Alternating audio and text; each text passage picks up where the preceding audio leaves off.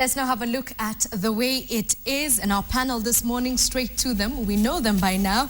Hassan Omar, who is a senator for Mombasa. Thank you for joining us this morning. Thank you. Henry Maina, who is a director of Article 19. Karibu sana.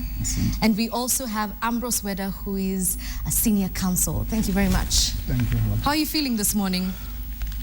We're feeling great. How was your weekend, gentlemen? Hiya, you don't want to speak to me today? I spent most of my weekend airborne. I was in Rabat. We had gone to attend this Parliamentarians for Global Action program. So it was a fairly great weekend. And then while we were there, the theme this time was about the International Criminal Court. So the major coincidence was the charges against President Kenyatta were withdrawn without prejudice while we were there. So it became also now, it almost took center stage, partly in the discussions. Everybody making reference to Kenya, Kenya, Kenya, in all the numbers of myriad analysis that you can talk about. Okay, I'm very curious to know what they said about that. But Maina, how was your weekend? Weekend was great. Coming in from Addis Ababa, the African Court was making a decision on the place of criminal defamation in laws in Africa. And for the first time, I think the African Court has set a very high bar for national laws, because they found the Burkina Faso government to have been in foul of Kanute, one of the journalists who were jailed for criminal defamation. So right. I came back a happy guy. So very interesting developments on your end. Weda, I hope yours was the most interesting. We've saved the best for last. Very, very good, peaceful. I was in Makweni, swearing in clergy, Anglican clergy. Yesterday I was in a fundraising dinner again for the church. We also prayed for his colleagues so that people don't run away from Mandera, and that we also do not fall into being divided as Muslims versus Christians. Yes. I remember urging them that we view these people as criminals, whether Christians, Hindus, Muslims, they are criminals. We have criminals, Christians, and Muslims. There are three categories, not two. Okay, and I think we're going to begin there because last week has actually got us into a lot of developments that we're likely to see developing again into this week. It began with the tragic news of 36 people having been killed in the most vicious way in Mandera. With regards to security, because a lot has happened after that, but do you think the steps that have been taken since the retirement of Kimayo and the sacking of Lenku will do anything to aid the security situation in the country? Hassan, let's begin with you. That one has simply located us with what we call the democratic pylons in Africa, particularly, where people do not resign or take responsibility for any actions. One tragedy after another, one terrorism attack after another, one death after another. Yet, so what has happened, it has re-energized the debate that in the event there is something wrong, the person who's what is called the duty bearer, or the person who has the principal obligation or mandate, must then learn how to step aside. That simply energizes public service to realize that there is no place for negligence, there is no place for laxity, and there is no place for continued rhetoric in the circumstances of security. So I think it was a public hue and cry. Maybe it is the failing at the highest level of leadership of the security agencies. But for me, I think it's a systemic issue, more than even an issue of responsibility. But what it does, in my own assessment, it puts in a fresh energy. It brings in a fresh perspective. In fact, I told General Kaiseri 3-4 days earlier to his appointment that he probably is the best person for that security docket. If Masai are so beholden to this position, then they can be a Masai with competence. You know, that's the whole idea. Henry, so that, I see you laughing. My sympathy for Ole Lenku was to push him into the surgery room, yet he had no capacity. When I was discussing with some senators, they said also there is a role of no. If today we told Edith Kimani, go and perform this very complex bypass on this patient, you need to say, I cannot do it. So therefore, there is also that role of saying no in society. But I think what has happened is now these people, whoever is going to be IG, whoever is going to now Kaiseri, his job is cut out. People need a progressive security strategy that ensures that it secures our border, and it needs to be holistic. You need to bring on board the KDF, because the strategy of sending KDF into Somalia is resoundingly failing. We went to protect 2 tourists so that we secure our tourism industry. What we've done is we've buttered the tourism industry, literally shattered it a lot more. Where a lot of us had said maybe it was more pragmatic and prudent to deploy the Kenyan defense forces on the border of Kenya and Somalia. I think maybe those are some of the things we need to reevaluate now. So I think it needs a holistic strategy. So and the exit of the 2 gentlemen gives us a fresh impetus for us to take a fresher look. They bring a perspective from the outside, what Kenyans have been urging, and therefore Kaiseri, you know, it was my former commandant, my general in the military. I served. I was briefly at the cadet school, and I always, when I see him, I tell him sir. So because I remember him at that level. So I think he also not only brings a perspective of security, he brings a political perspective. He knows the anxieties as politicians, as members of parliament, members of the Senate. He knows the terrain of security far more. He served as defense minister. So I think, assistant defense minister. So I think it's, he brings in a wealth of background. And I hope he will utilize it effectively. Weda, do you believe that with the exit of the 2 gentlemen, then there will be, as Hassan Omar says, room to implement a more holistic strategy towards security? Was this what we needed? Should it have been done a long time ago? I think the exit of Olelenku has helped in diverting, removing our attention from excuses back to the real business. Everybody thinks Olelenku was the problem. I've all along maintained he was not the problem. I saw him at Westgate when he was being misled by the men in uniform. They tell him, say this, say those jualas, those ones, they are just water. And they had no choice but to say. So is the excuse has been the diversion. Now we are back to issues. I still maintain that the person who will effectively handle security must have a stake or a share in the power on the table. That was the basis why Saitoti, the late Saitoti, God rest his soul, internal peace, was very effective. That was the basis why the late Muchuki, again, God rest his soul, internal, was even more effective, because his word was final. You could not take him to Kibaki to do, he could sack you, he could do anything. So if he gave an order, that would be followed by everybody. Olelenku, on the other hand, came in when food was already spread on the table. He cannot command anybody, even if he's not being given water to wash his hands. He cannot command and say, I want warm water and not cold water. So whoever runs security docket requires some teeth, and that teeth requires goodwill. If it was my choice, I would have put Madam Anwar Guru there instead. More effective, more stronger. Even in Kaiseri now is more of an invitee. In fact, an outsider. He will come and make noise and will be told, who are you? Where are you coming from? But with the exit of Kimayo, I think the legacy Kimayo has left for us is that of ineffectiveness, lack of decision, and inability to coordinate. So his exit heralds a good move, depending on who comes in. Okay. And we need an abrasive person like the man you hate most, called Marwa. That's the man we think should come and push up and down. I'm not saying that's the one we want to push. Where do we hate him? I said we don't like. He's just a weakling. Okay. Yeah, so that's my view. Omar, before Henry takes over. Okay. Today, my brother Ambrose. He has made some said, very he said a point that exactly is our basis why there is a problem in the national security organization structure. That you have appointed people not on account of competence, but on account of allegiance. And you know what he was saying is a very dangerous argument. For you know, saying Waiguru, you know that tribalization or ethnicization of organs of national security, you know, the personalization of organs of national security, creating, hanging onto the regime police over democratic policing, the stalling of security sector reforms, the dearth of ideas infusion for people to now come and see what are the contemporary strategies that are being used, has been one of the things that ails. And I believe personally, if I hope Kaiseri will not go there with an essence of ownership or entitlement or even an invitee. He will go there as a professional. He will present to them a security strategy. Some of us have told them that we're willing to help him, even within the realm of parliament.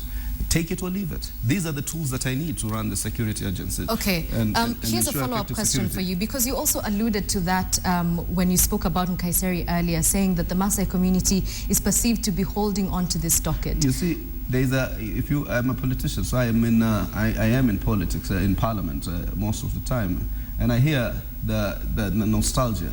Sunkuli, Saitoti, who was a naturalized Maasai, Ole Metitu, that kind of a situation. So I think whether we like it or not, part of the stalemate or the bottleneck Uhuru Kenyatta had was to appoint a Maasai with a Maasai. And I can remember when at that time when the crescendo for the removal of Ole Lenku was at its highest point, it was the Maasai legislators who came and told us back off. I remember even when we were going to some parts of Kajiado, I remember the ODM, Kajiado, Narok, Maasai community said, back off from Ole Lenku. That's why partly, that's the ODM withdrew its motion of censure. So that's the reality, unfortunately. So how do we move past that before we get to Henry?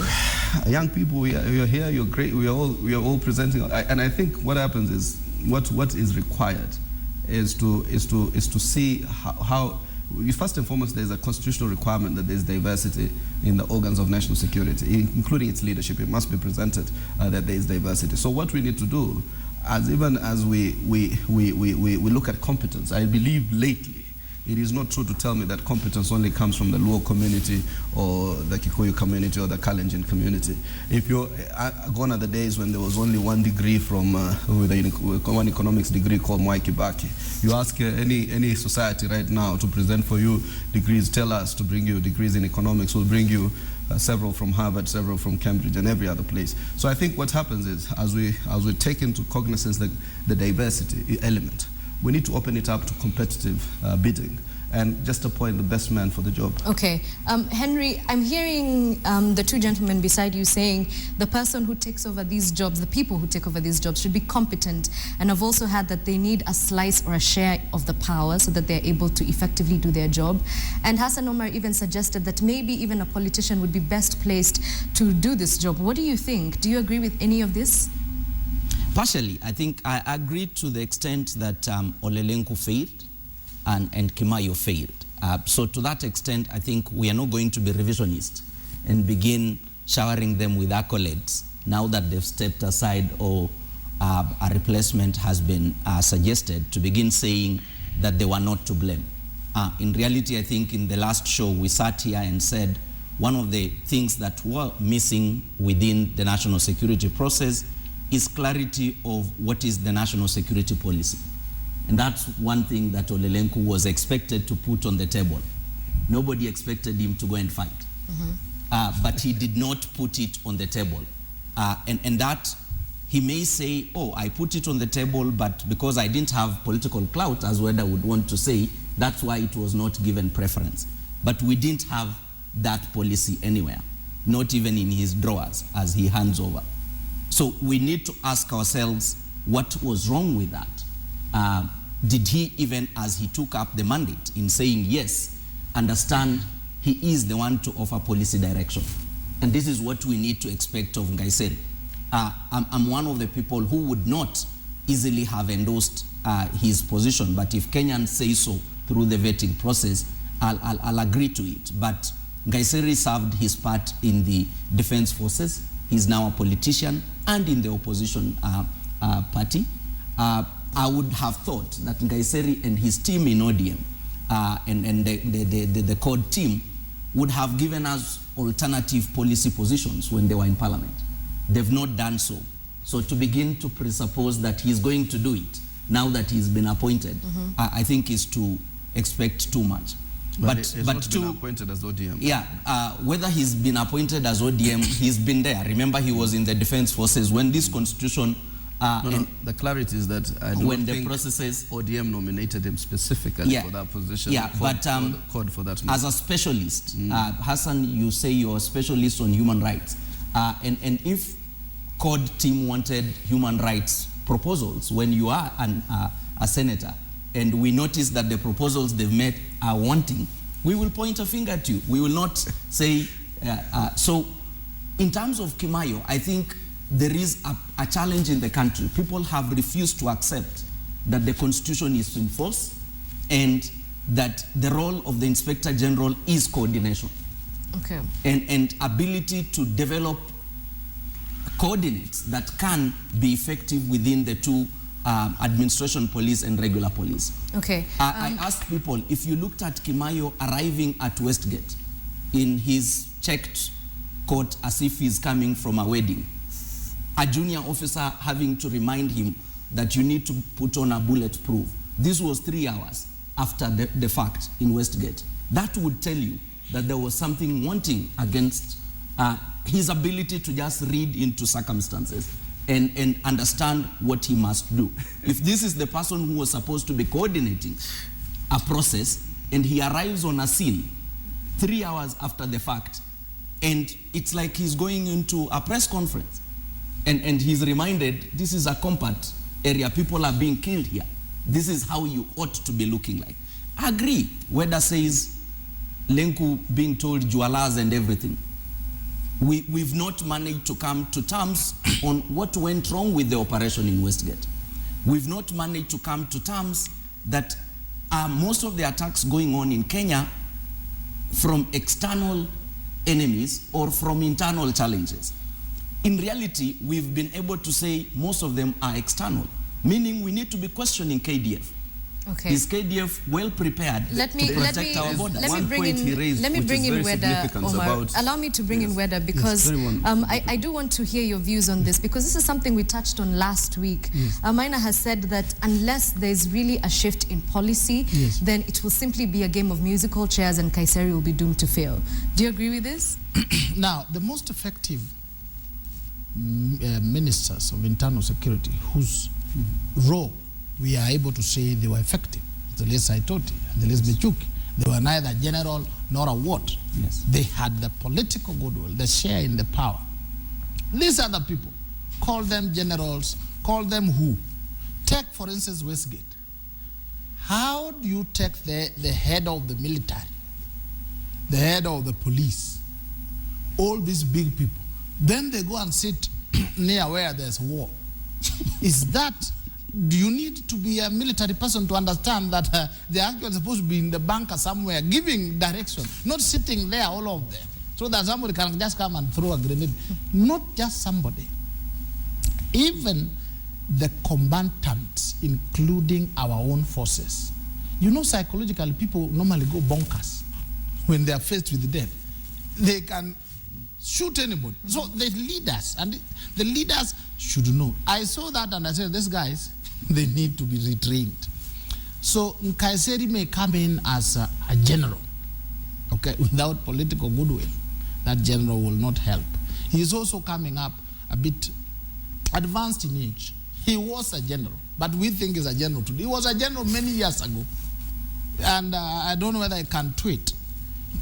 Even reading this. Finally, we also made the other mistake. When the new constitution came, we opted for very big CVs, thick CVs, people coming up with bachelors, masters, PhDs, people who could hardly speak correct English from one stage to the next. And we gave them offices. Now they failed. And we're saying they were very qualified. They were not qualified because their effectiveness was viewed from the tech CVs and not from where they were coming from, not from the performance. Okay. That is why when I say people like Marwa, although he's a Robul Rusa, he can Robul Rus through, but he may not have the tech CVs. So in Kaiseri, we welcome him.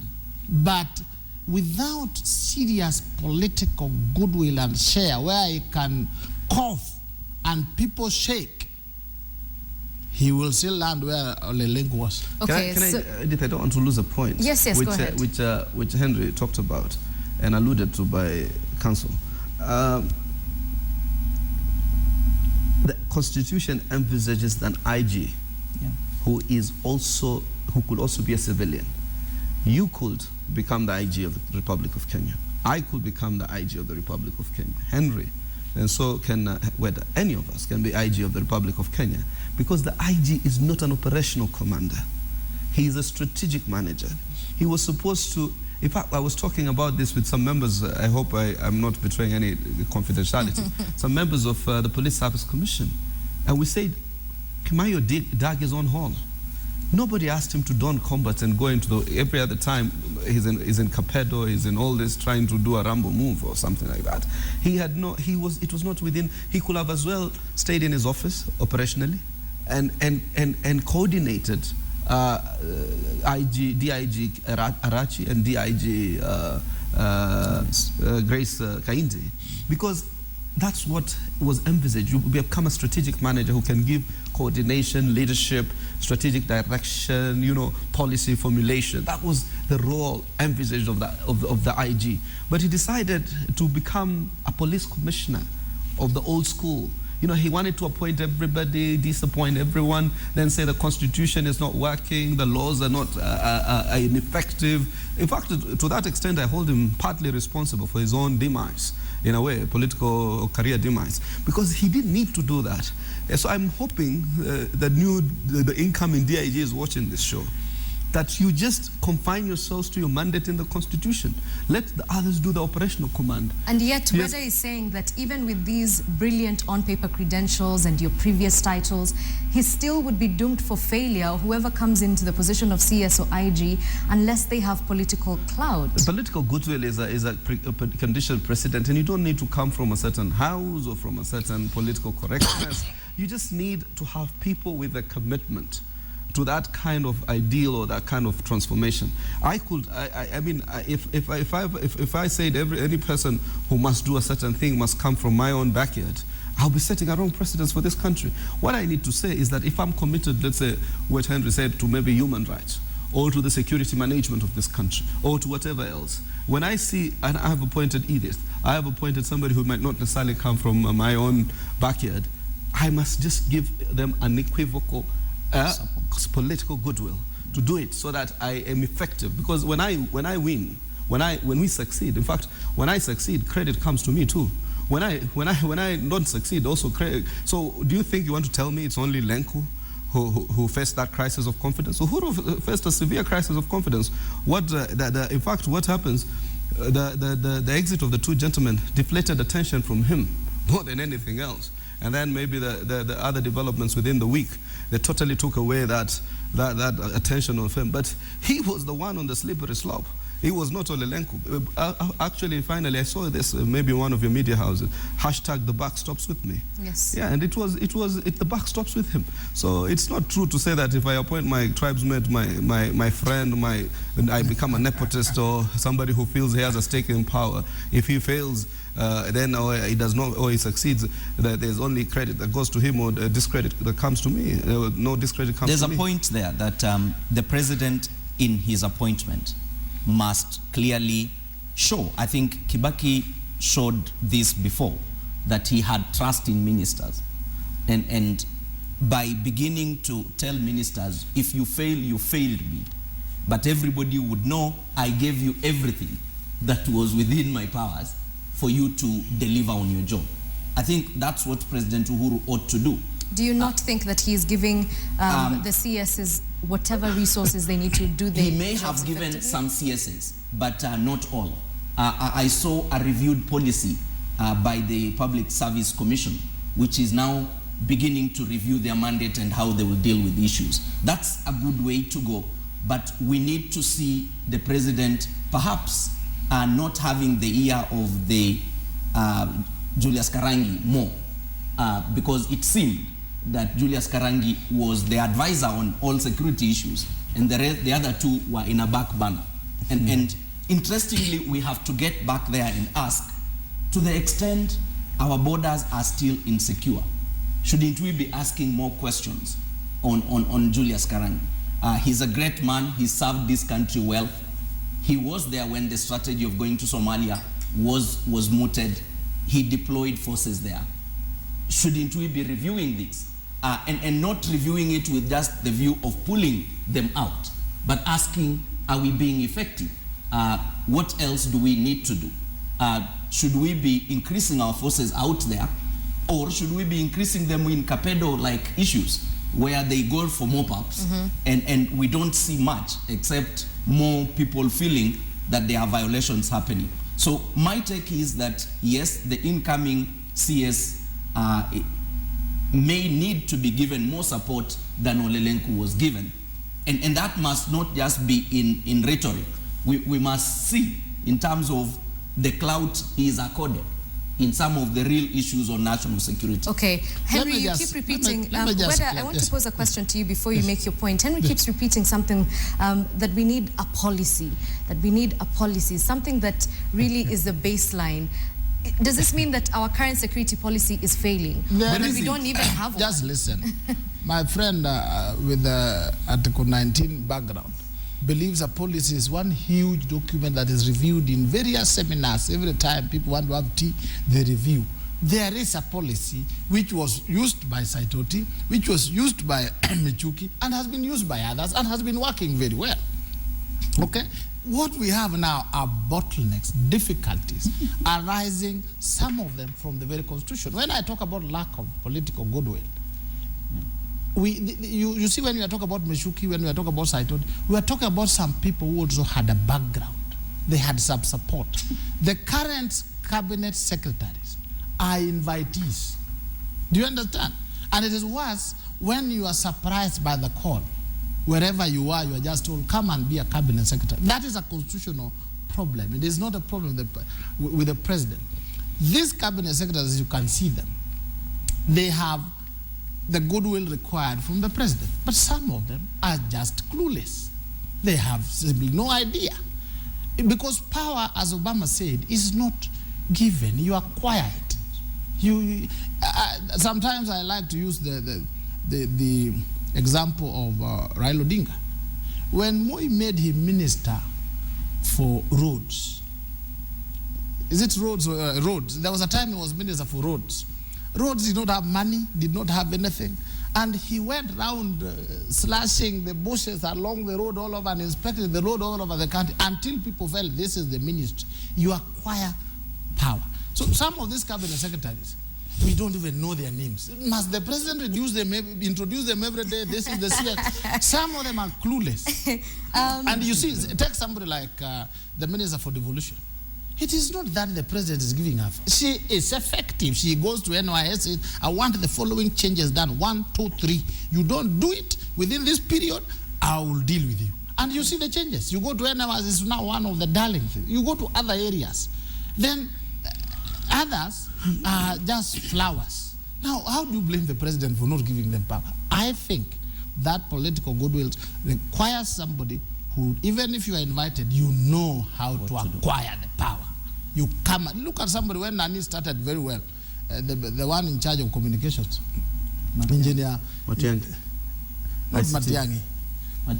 The one of the roads. Transport, Kamau. When Kamau came in and they was pushing left and said, Kamau is very effective. I think he just missed it along the way somewhere. But the others, where are they? If you take somebody like Wakungu, I saw one time.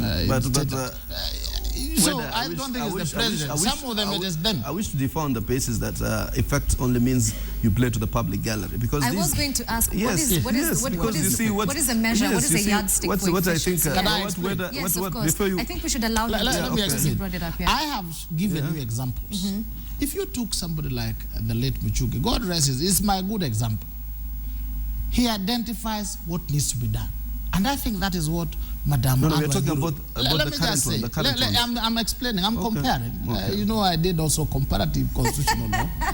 So you take the late Michuki, you take Anne Waiguru. You take what you want done and you push it through.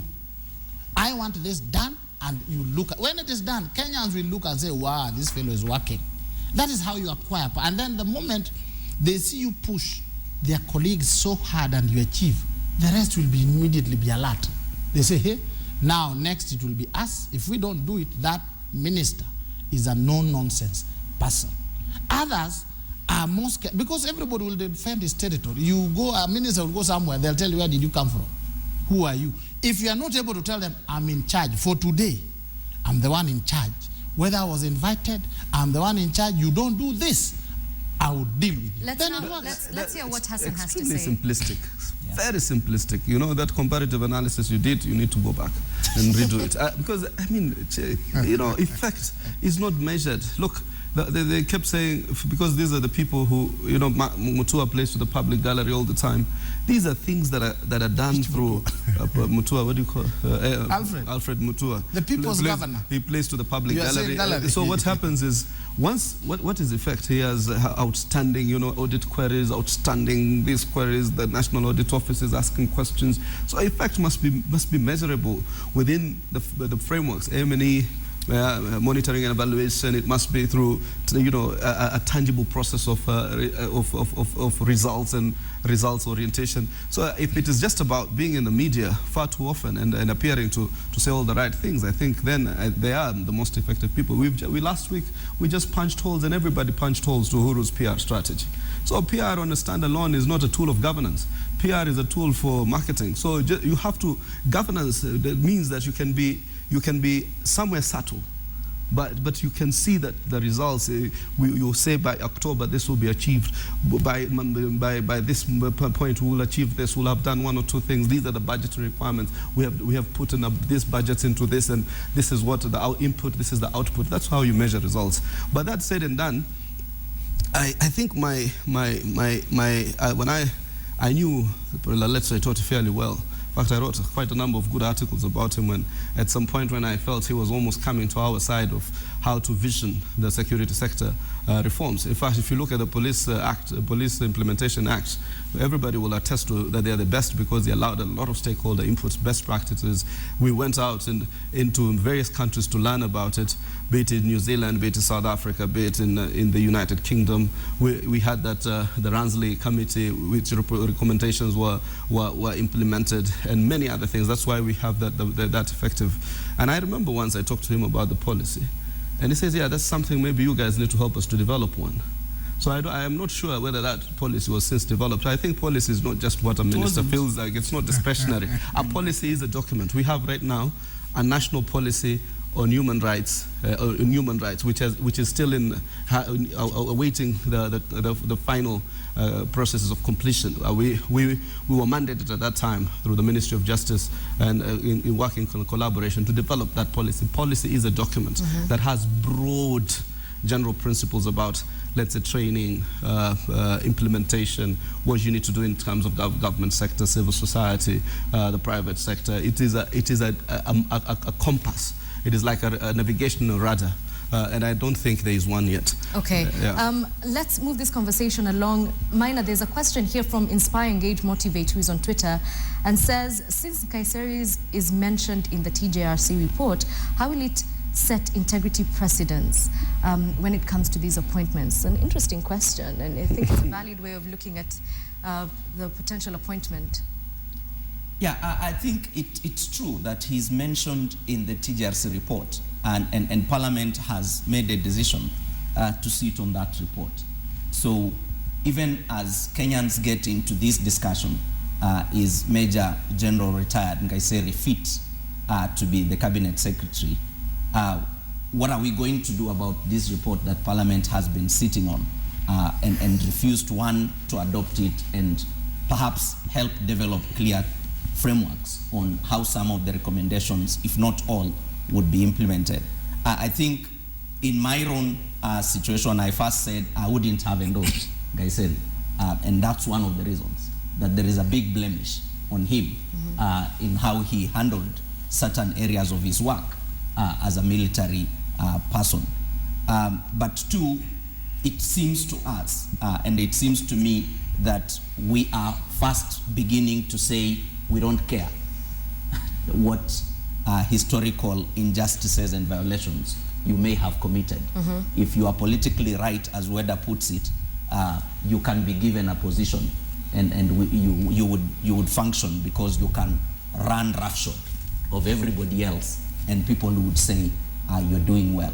So my take would be that we need to find during the vetting process that Parliament should not just be a place of endorsement.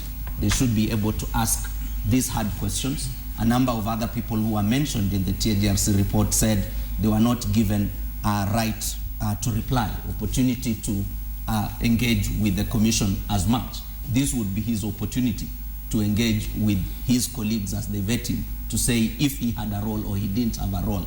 And then Kenyans would be able perhaps to acquit him and say, we feel he may have had a hand in this because he was an official but not directly implicated in the violations, or if it turns out he was directly implicated, then the president should nominate somebody else who has no blemish. Okay, I want us to wrap up this discussion on security by asking each and every one of you, yes, and whether you can give your opinion as you say this, if you were the technocrats in charge of advising the president on what the country should do with regards to security, what are the 2 things you would ask him to do? Whether we can begin with you as you make your point. Before I answer that, let me just say that the TJRC report that everybody is branding around, TJRC itself took years fighting in and out, fighting the chairman, everybody. Whether the report they gave has credibility is a question to take to the altar.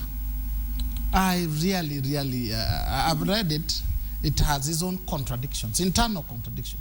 Now, Nkazeri was a minister until the other day, then he was elected MP.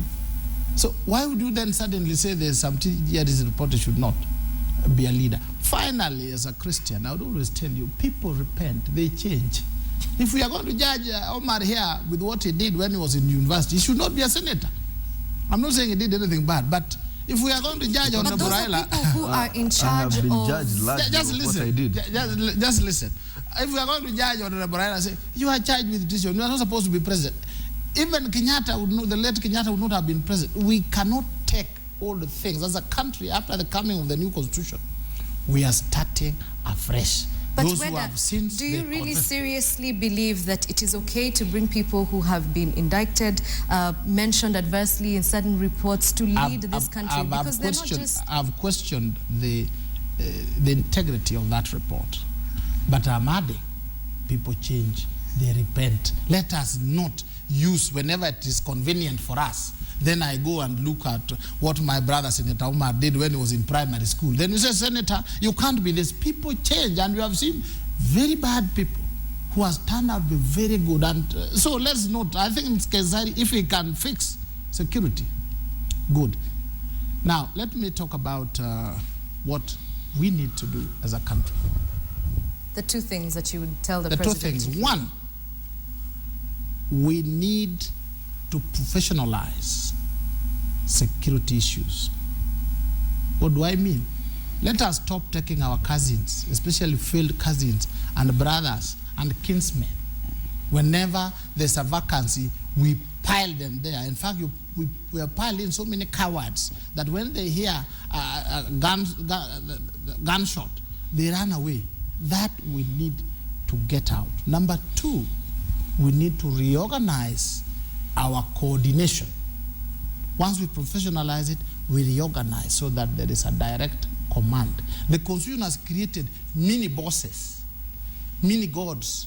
The AP does not want to respond to the other institution and so on. So once we tackle that, then we add the 3rd limb, the people of Kenya, appreciating that our security is our responsibility collectively. Those 3 things, we will be able to move a bigger step.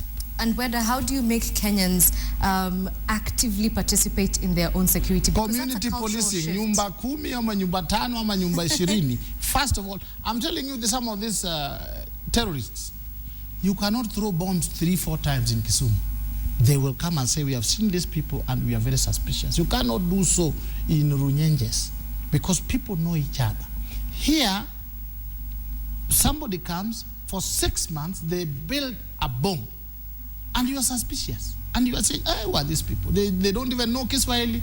They don't even, that is how those who had jumped into Kenya and were initially were found out. They had IDs, which was a fault in our system, foreigners coming and getting IDs. But now when they were being asked basic questions, like you are asked, where is California estate? And somebody tells you, that's in America. You say, hey, and you live here next to California estate? Then they realize things were hot. So Let us take the policy together. You see, like in the gated communities, in these estates, in this country, even if you move in, your neighbors want to know who is he, where does he work, who are his children, which schools do they go to. So they have enabled themselves to be somehow secure. We must play a role. Okay. Maina, I want to do a follow-up of something that Weda said earlier, that it is okay to have people who are accused of having done bad things because they can make good leaders and that people change. I would like your opinion on that before you tell me what 2 things you would advise the president to do if you were on his panel of advisors. Okay, developing and developed countries have a concept called amnesty. And it's not a foreign thing for people to apologize for whatever they've done. But it is a wrong thing for the larger society to assume that they need to forgive you without you owning up to the mistakes and violations you've committed. So whether I go with you to Anglican Church, you first confess and then you are forgiven. To confess to God. Yes. You don't confess to ordinary mortals. If the confession, Whether he's saying you confess to God, he doesn't need to confess to anyone. If there are confessions you need to make to ordinary mortals because they are the ones you violate, sinners, then you need to be able to do that. So I appreciate his understanding of forgiveness, but I want to bring it back into understanding what an amnesty tumble would look like in a society like ours. I would not totally throw away the TJRC report because of certain contradictions. Him and me know that there were those contradictions, but in the long run, the final report is as credible as Kenya could get, even if he's the one who had sat in as the chair. That's what he would have given us. So having said that, I would appreciate that we move the TJRC report forward so that those who've been adversely mentioned can come out clearly and tell us what was their role in these processes. And I'll give you an example. Mozambique went through a process of amnesty, and they said, we are not going to charge anyone. We understand both sides of this political divide have had violations. We need to move on. There are others that went just on truth and reconciliation. There are others who have gone for truth, reconciliation, and justice. I'll tell you, globally, justice is what tends to suffer. Whenever there's a truth, reconciliation, justice commission, justice is what tends to suffer. And I've written about this extensively. So what we need to do is to accept there were violations, and we need to cut that period of impunity within the country, as opposed to glossing over it and assuming that because you violated here but you are politically correct, we need not say anything about you. 2 things I'll tell the president. Fight corruption. Don't cry about it. You have the tools, and the president has told us there is corruption in State House. There is corruption in the office of the president. The truth is the national security agents are top on corruption. That's what is ailing us. That's how people are recruited who do not deserve to be police officers. People are promoted who need not be promoted within the services. The result is we have people who cannot deliver on the mandate. So the first thing I'll tell the president, fight corruption from the front. Don't lament like Henry Maina, because I have not been given any mandate. I have no resources to directly fight corruption. But in my small organization where I'm in charge, I fight it directly. I would not go lamenting to anyone that my staff are corrupt. Okay, so fight corruption. The second thing he need to do is to look back. He was in the cabinet when a series of the national security laws were passed. Those laws are good. They just ought to be implemented, and have faith that people ought to deliver on their part. Anybody who continues stopping or frustrating national security sector reforms is going to undermine his presidency. And it must be seen like that, because that is going to remain the hardest issue. He will either win the next election on or lose on the basis of how secure the country is. So he needs to get back internally and ensure that the national security sector reforms are being done. The third thing is we need a clear understanding. And unlike Weda, I know that people go to school to qualify. So having a degree, a master's or a PhD, it's not a paper thing. It's not just a CV to brandish around. Weda would not be saying he's a senior lawyer if he did not go through school. On the basis of the work I've done, yes, not the thickness of my CV. And to know that he could do any work, he had to produce that degree. It just didn't happen that they picked him from Kisumu somewhere and said, you look nice, you can be able to do this work. It's not about looks, it's about people being competent. Where people are competent and they do not come from the president's ethnic group or the deputies, they have to be hired on the basis of competency. Okay. Let's clean the system out of ethnicity and ingrained patrilineal kind of appointments, because if we continue to do that, the country would continue to sink. Omar, very quickly, the two things that you would... First and foremost, in life, there will be the proponents of the weak and the poor, and the proponents of status quo and the mighty. What Weda said trashes the sympathy and empathy we must always exercise as a principle of justice to victims. If anybody who's been a victim of TGRC, Wagala massacre, what PEV, here's what Weda is saying, they will jump up. But I want to cool them down and tell them there will always be proponents of the oppressed, of the oppressor, and the proponents of the oppressed.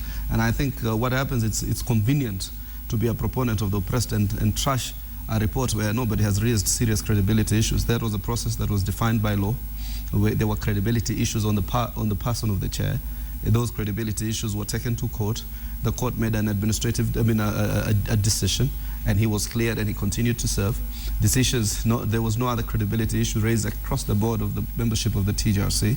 A decision was made, apart from the chapter on land, where there was no unanimity because certain names, including some of those who sit in power today, were removed. That there was no consensus with the 3 foreign commissioners who recorded a consent with a dissent with respect to the chapter on land. But with respect to every other chapter, there was consensus because those were views which were collated, and most of the recommendations were about investigate. They were not necessarily conclusive findings, and everybody who was mentioned adversely was given an opportunity to present themselves. But now nobody did, and unfortunately, that when you don't present yourself, then the commission still has to produce a report. And I sympathize with the victims, and I'm conscious that one day they will find justice. But secondly, if I was to advise the president, which I think is impervious to counsel, is first and foremost, drop this compassion to an existing status quo, totally reorganize the leadership of the national security agencies and other departments where he has foothold, including working very closely with the Police Service Commission, because they have mandate in terms of reorganization. So you do that first and foremost and bring people who have a fresh perspective, including creating offices that are targeted to address some of the specific challenges posed by national security, or today, modern security challenges. Terrorism is a modern challenge. It has not been a challenge per se, the way we have known it, as I say. So it's a sophistication in its own respect. So even if it means you create a national security advisory, where it's a team that coordinates strategies of the various intelligence agencies, civil society, national organizations, so that you can then be able to have the buy-in and the partnership of all these agencies. That's the first thing you do. So you need to have a very progressive thinking group of people. The second thing is strategy. Everybody will tell you that our interventions are not based on any strategy. So therefore, you need to have a strategy, you need to have a critical outlook. In terms of our fronts in Somalia, do we need to continue? What is our global partnerships, in terms of who are our allies on the global front, the global compact strategy, in terms of what the UN strategy to combat terrorism, the multi-pronged, the dimension with respect to social engagements, the dimension with respect to political engagements, legislative interventions, so that we now look broadly as to how to now. So it's a holistic strategy. Thirdly, is to within this strategy is to totally comply with the Constitution of the Republic of Kenya. Article 238 is not negotiable. I don't think now with bringing in General Kaiseri means he has a license to shoot to kill. If he does go around killing people without the necessary preserves of the law and safeguards, we will speak against it.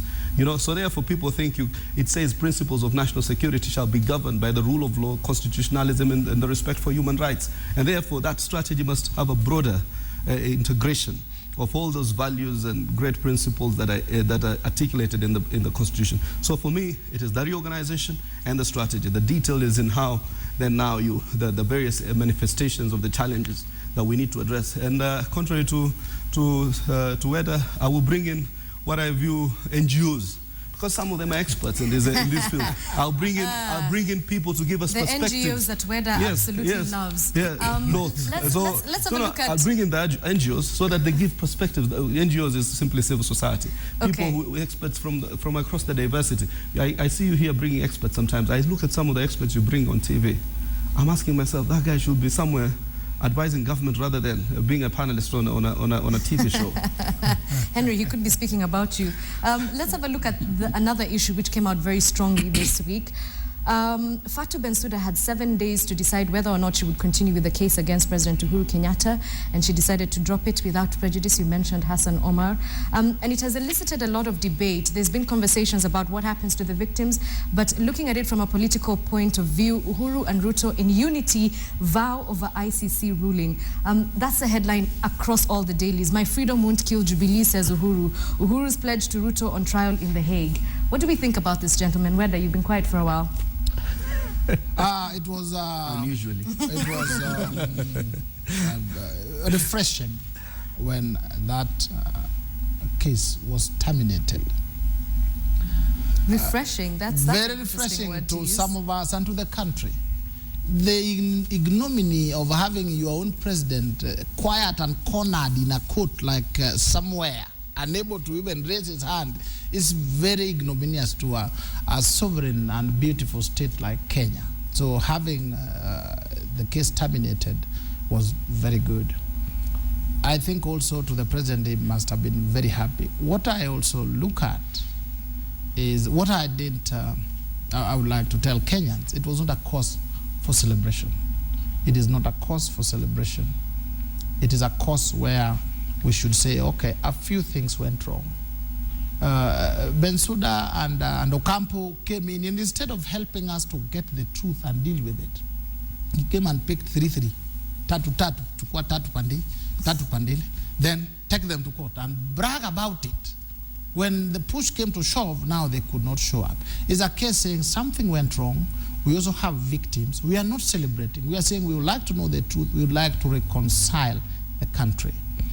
The part that is also, I posted on my Facebook page that we need to fast and pray for the deputy president.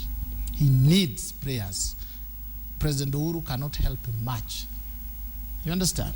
Because there's nothing the president can do at The Hague other than maybe protecting him. He say, don't go, I'll protect you. He needs prayers, he needs fasting, because there are certain fundamental mistakes that makes me feel very sad about that case. One, he hired a fairly abrasive lawyer. That I have maintained and I continue. A lawyer who ruffles feathers. You need a persuasive lawyer, a sweet-talking lawyer. That is one. Two, an incident took place in this country called the Muteshi case, where he was found liable to have taken land from one of the victims. And one of the charges facing him is forcible removal of population. And those people take evidence, including hearsays and rumors. Okay? So all those put together, if they took that case, plus the rumors they are gathering left and center, our vice president needs a lot of prayers. And I'm praying for, and I will continue remembering in prayer, say, God, save this country, save the deputy president, save Arab Sang, because if in the very unlikely event he is convicted, there is likely to be some form of instability. Okay, for everyone's sake, I hope that's not true, but I will pose a question that we're asking our viewers this morning. We're asking them if we think the ICC should drop the case against Ruto and Sang. What's your answer to that, whether it's just a yes or no answer? That's my wish. If I had some slight power, they would have dropped it. So your answer is yes? Yes, they should drop it, but ICC is not a football match between Gor Mahia and AFC, where you can shout from one side of the field, and then the referee say, if you give him red, we beat you up. They will not listen. What President Ruto, the Deputy President Ruto needs is a strong legal defense and serious prayers by people of Kenya, as he also moves in for reconciliation and the love of the people of Kenya. Not this shouts, drop it, drop it. Okay. Maina, there's a question here for you, which is, if the people of Kenya are praying for the Deputy President, who, by the way, has been insistent that he is attending these trials in a personal capacity, who then is left to pray for the victims? Are we ignoring them? Are we focusing too much on politics? Are we focusing too much on the president and forgetting about the people who were adversely affected, the 1,200 people who died and the over 600,000 who were displaced? I think the country needs prayers, and if the entire country, not just the deputy president. And if those prayers would percolate to the deputy president, then God, in His fairness, would ensure justice for those who are affected. But I want to point out that I agree with Weda. It's not yet time for celebration. The truth is that this country sank too low because of things that could have been avoided, and politics played a role in the number of people that were killed and in the number of people that were displaced.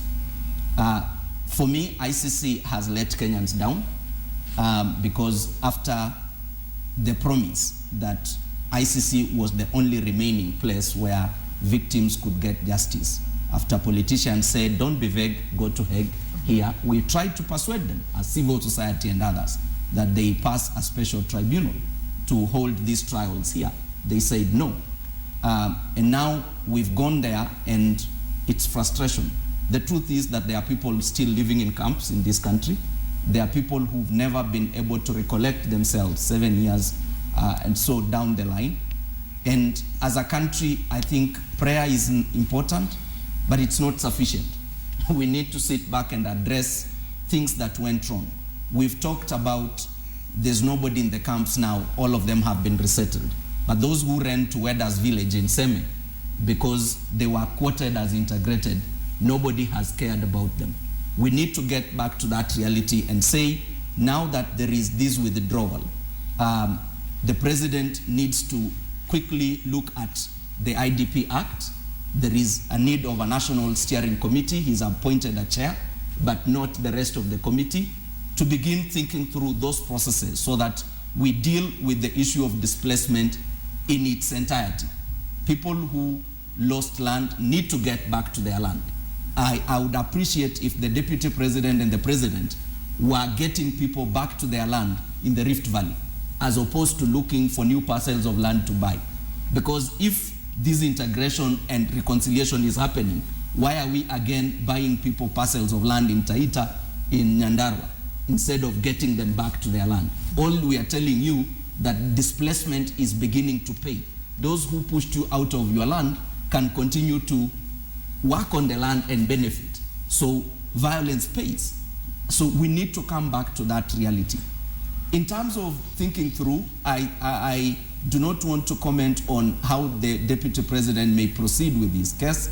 I think one, appreciate that the deputy president and the president were respectful of the summons and continue to attend the court. That's a big positive for me, that some advisors had told them not to do it, and that they went against that advice and continued to show a respect for rule of law is a positive thing, and appreciate. But we need to be able to understand that what Bensouda has done is to withdraw. The president has not been acquitted. Let's not over-celebrate this and make it seem like if charges are preferred against the president at a later date, then that person would be causing unnecessary problems. That's what Bensouda has told us. Because the president's defense team applied for acquittal acquittal, and that was not granted. So there were three things the court was looking at. One, it was Bensouda's indefinite adjournment. They told her no. The second was the president's defense team saying, I need to be acquitted out of this thing. They said no. The third was refer Kenya to the state parties. They said no. So Bensouda was given this opportunity to think through that. So legal minds that are close to the president and Jubilee and all Kenyans must understand, yes, Kenyans are a bit frustrated with the ICC as a justice system.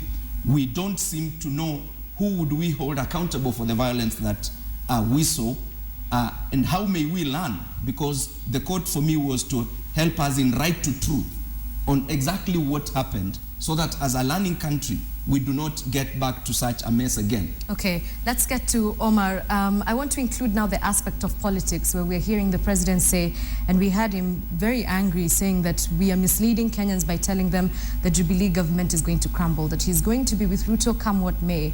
But the exclusion of a common enemy, being the ICC, will this in any way not affect the way he interacts with his deputy?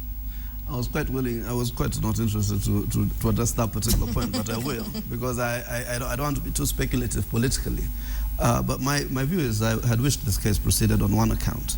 Because Ruto's is proceeding, at no point have I been brought up to say that I fixed him. I was also interested to know in the Uhuru scheme of defense, at what point did I fix him? In fact, I saw the altercation between my brother Murkomen, who's still one of my most favorite senators in the Senate, together with Mutahi Ngunyi. Mutahi Ngunyi literally suggesting in his tweet that part of the insecurity is being promoted by a certain person who wants to be president after Uhuru. And that person, if you read it between the lines, the beneficiary will be William Samoei Ruto if we were to impeach the president today. So secondly, Murkomen asked, why is it that those who fixed the president, who are alleged to have fixed the president, the vice deputy president, Mutia Iringo and the rest of them, are still alleged, are still within the overall organization of government? Why have they not been forced out of it if they were really interested in fighting on the side of Deputy President William Ruto? And therefore, I think for me, the charade of politics is what the whole ICC process has been marked in. You allege Raila fixed him until that point where we are at trial today. There has been no evidence deduced whether Raila or Hassan Omar or anybody fixed William Ruto, and I think the same will have been the situation with the Uhuru case. This was part of the political theatrics that were at play, so that people can galvanize certain sympathies. So what is happening is it will be important for Rift Valley to wait and see how long their coalition partners are willing to work with them in their struggles against which are facing Deputy President William Ruto. And for me, I don't wish anyone ill. So I think if by God's grace he was acquitted by court, we will also celebrate on the basis that, but we will want to still know who we want justice for victims. That's paramount for us. And I think nobody else has provided has unriddled the puzzle of justice for victims. But number two, let's be very careful about if the judges had wanted, they would have thrown out the case. That was the application made to them. In fact, the minute it was taken back to Bensouda, it was evident that the judges did not want to throw away the case. So the only person with the preserve to withdraw without prejudice is Bensouda. And Bensouda said it is the lack of cooperation by Kenya government. She said equally that critical witnesses have either passed on or have changed their testimony. And therefore, it be an unprecedented withdrawal of witnesses they have ever seen in any situation apart from the Kenya 1 and Kenya 2. So I think those collected together means the president has not been vindicated in the stricter sense. So there's still a common enemy in my own assessment, because they will argue that if, that's my own general view, they will argue that if you voted Hassan Omar or Raila Odinga or Kalonzo Musyoka into presidency in 2017, they will furnish the ICC with the evidence they're looking for. And before you realize, that case will be back in court. We will present the witnesses, probably that's the argument that they are looking for, and therefore that case will be back in court. It just requires 2 or 3 people to tie in the loose ends. If you've been carefully studying the proceedings within the trial phases or the pre-trial phases or the preliminary phases that we've been debating about. So in my own assessment, politically, whether Uhuru Kenyatta likes it or not, their common partnership was based on their common adversaries, or their common adversity. And I can tell you that for a fact. We're in the political circles. There was a time when Deputy President William Ruto had appeared to say that he probably will go back to partner with Raila Odinga. If you look at the theatrics leading to the elections, when you talk to some of the people within the URP rank, their general view was that because Raila had this misgivings or reservations about deputy president, it is likely that immediately he comes in, he hands him over to the ICC. So therefore, he needed somebody who had a common challenge, and that was Uhuru Kenyatta. That is part of the credible theory that has been advanced, and I do not see what else could have brought the two gentlemen together. It is not true that they wanted to unify anybody. Their people are as disunited as ever. They apart from a common political agenda, the IDP question has not been resolved. No, why IDP has not been settled where they were displaced, as Henry asks here, Henry Maina. So I think that's just a perception issue, and I think more than anything, it is important to see whether the Jubilee TNA wing of the Jubilee coalition will work with Ruto for the long haul. Let me just clarify something. I want you to comment specifically, actually, about what he said about the common adversity, which is what kept these two men together. That looks very attractive when said on TV, but if you just open history books, when everybody else was trooping out of Kanu in 2002, it is Ruto single-handedly who stood by and supported the Uhuru presidency bid at that time. And throughout, they have remained friends. They are actually friends first, then president and deputy president later. So to say that this is a common problem is just to muddy the water so that you mislead the people. Secondly, out of that presidency and that commitment, I know that the president will stand with Mheshimiwa Ruto throughout the trial. In fact, I can say that if the president was to be asked to protect Ruto within the country, he will not hesitate to do so because of the friendship, because of the commitment. And this thing that a government will collapse, say, gee, what? I remember again the late Michuki said, governments, as long as the president is there standing still, governments don't collapse. So these rumors being spread around does not work. And I think you should prepare yourself for a sounding Jubilee victory in 2017. Ruto as deputy, and then you have to contend with him on 2022. All right, Weda, I see Hassan Omar mouthing something, but I want us to close that discussion on the ICC because we only have 5 more minutes. And I'm very curious to know what the gentlemen in this panel think about the suggestion by some ODM MPs to have Raila Odinga vie for the senatorial seat in Homa Bay. Hassan Omar, let us begin with you, please. Actually, let me just read something here on the Standard newspaper. I'm just quoting an excerpt. Some sources privy to the meeting revealed Raila had already been endorsed, and what remains is confirmation on Thursday to the Homa Bay electorate that indeed he will vie for that position. You know, start with a sigh. my position on this has been quite clear. I think I've stated it in several forums that I believe it's a bad idea for the Prime Minister to run for the senatorial seat for reasons that there is that general perception that is being created that it will be a step back rather than a step forward. But I have had multiple arguments to that issue that, the Prime Minister of Israel, Netanyahu, became a member of Parliament. When he lost Prime Ministerial, still stayed as a backbencher in the Parliament and then came back to become Prime Minister. John McCain, Senator, is still in the Senate, and yet he was a presidential candidate. If Obama had not put the good grace lady Hillary as Secretary of State, she probably would have served as Senator for New York. So I've had all those issues. But my view was that he had a leverage in terms of organizing the movement, or to so to speak, the coalition, with respect to its frontal attack come 2017, because I think we needed that person who out there was able then to have all the time in terms of management. And everybody, then again, the counter view to that was, what makes you think that he cannot do it as senator? So anyway, my view has been driven by the same perception that I think it might appear as a fairly junior step backwards for Prime Minister Raila Odinga, because when we become senator, I will be, in quotes, a more senior senator, having been elected before him into the Senate. Secondly, it would be nice to escort him for his oath. And secondly, that I probably come from a fairly more senior county in terms of its centrality with respect to the economics of the country. These things do matter, my dear. But thirdly, for me, also looking at it from another point of view, but I've said my suggestion is unequivocal no. But if he should choose it, it's his own democratic right. But secondly, one of the other arguments I've heard from senators who support his coming into the Senate is that it will throw out of the roof the profile of what a senator is.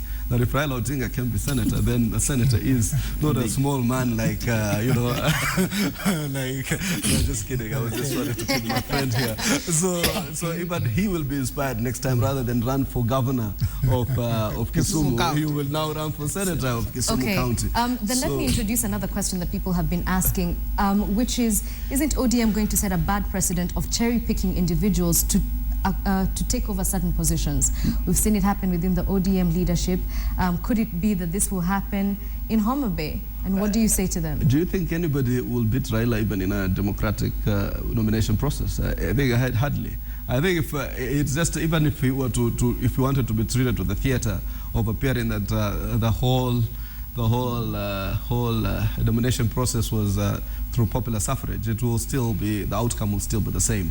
And I think more than anything, if Raila was nominated, many of these people will not run against him, even dare to challenge for the nomination of ODM. Maybe they will run in other parties, so to speak. But thirdly, I think this whole idea, I agree with you, manifestly is wrong. Not necessarily with the nomination in Homa Bay, because the outcome is obvious if you were to go for it. I don't think even Ambrose will tell you there is highly unlikely that you will beat Raila in an ODM nomination process for the ticket of Homa Bay.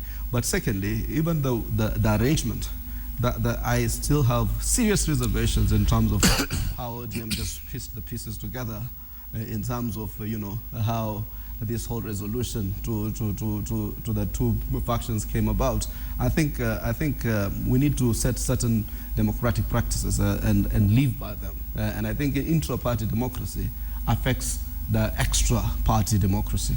So if you're not democratic inside, you cannot be democratic outside. Okay. And then secondly, it's the same thing. If you're not a good husband, you cannot pretend to be a women's right advocate outside the realm of your house.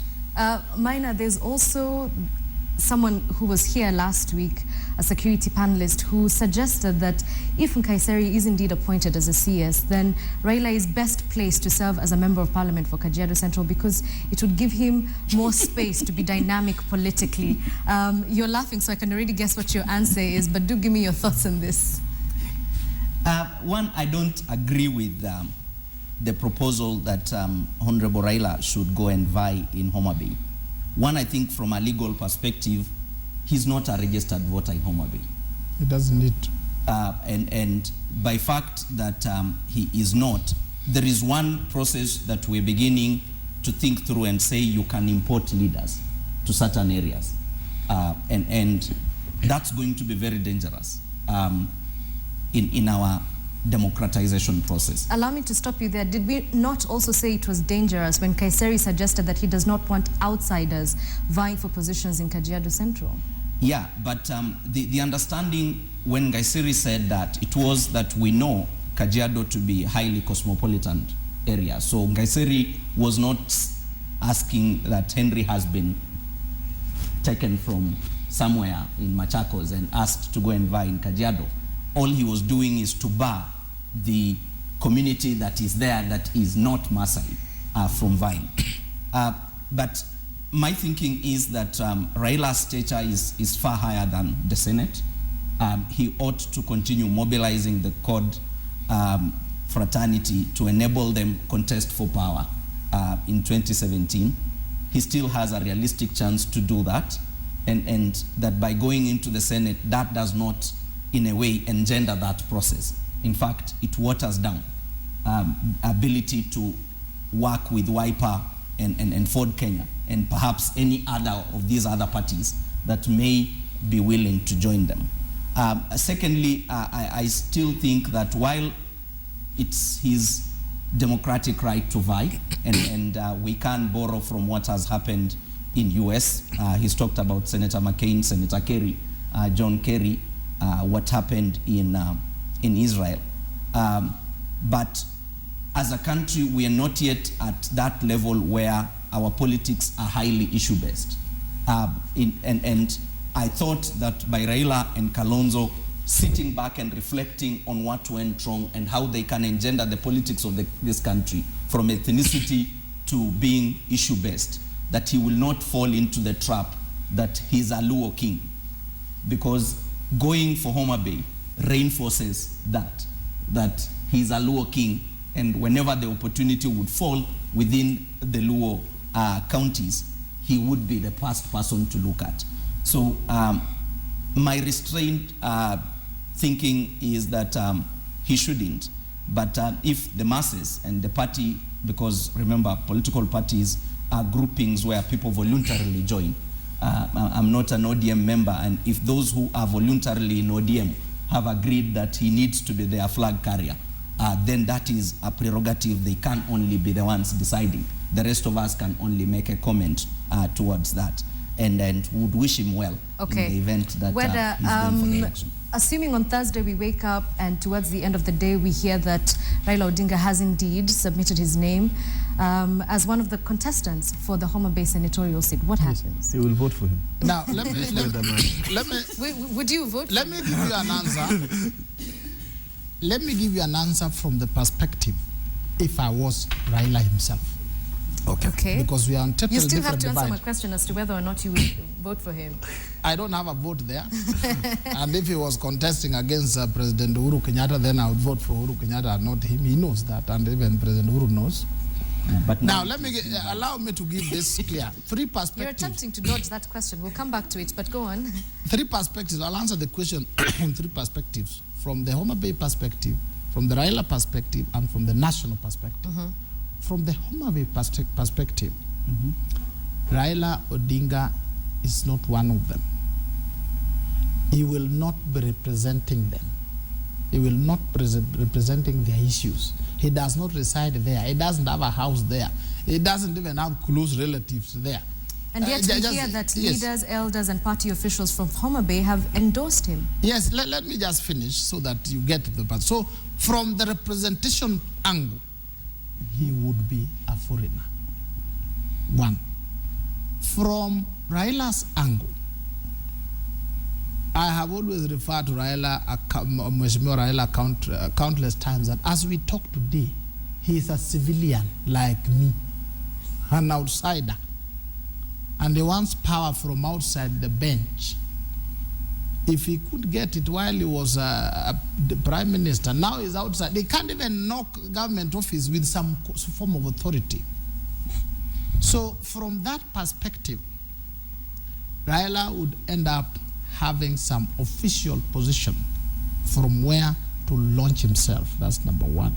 Number two, he will be demonstrating to the country that he has a common heart. When people try to tell him you are like a god and your heart, you are big and you are above this position, he will be able to say, look, I can serve anywhere from a MCA to the president. That will be a plus for him, if you ask me. At the national level, what he has said, actually he will be helping to strengthen the institutions. Senate will get that extraordinary respect that they need. Okay, that is one. Two, it will be reinvigorating the fact that as a country, these institutions are all important. From MCA, from the sub-chief down, they are all important, and anybody can serve in them. From our Jubilee side, I think by running for that Senate, he will be acquiring more advantages and therefore being a slightly bigger problem than he is currently. And I would advise him to stay out. But if I was him in his current situation, I would not do what his party leader did, Kalonzo. I would run for that, come into the Senate within the remaining 2 years, own the Senate and make noise and prepare for the presidency. I hope I'm very clear. Doesn't it run the risk, though, of making CORD look like it's constantly changing its policy or its stand? Because, as you mentioned, Kalonzo Musyoka decided that he would not run for... You remember Mbadi said, this is actually a personal decision. And you see, one thing you should know, Raila will be making history.